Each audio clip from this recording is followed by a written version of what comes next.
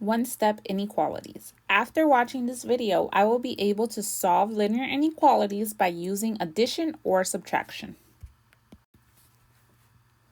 In this first example, we want to solve the inequality and plot our answer.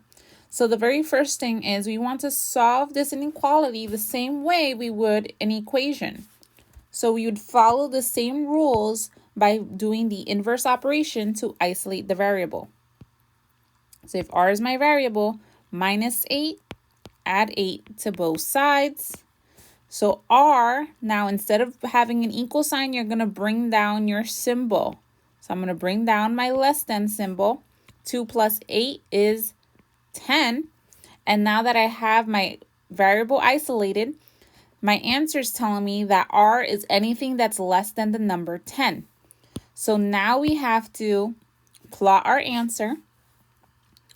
Because less than is my symbol, open circle on the number 10, and then anything less than the number 10, so to the left.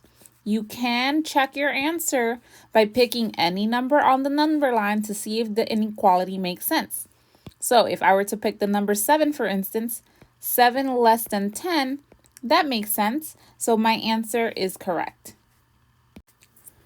Again, I want to solve my inequality and then plot the answer.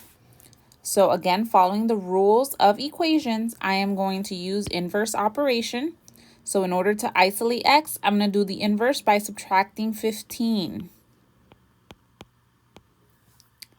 So now, negative 4 minus 15 will give me negative 19 less than x.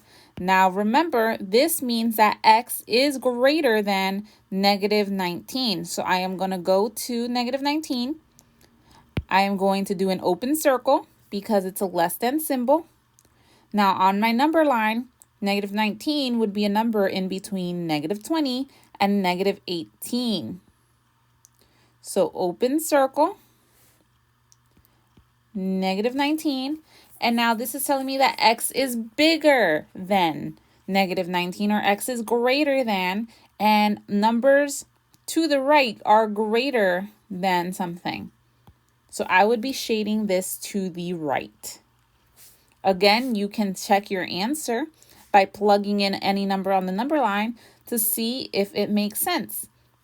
So if I were to pick negative 18, negative 19 less than negative 18. Does that make sense? Yes, I would rather owe $18 than owe $19.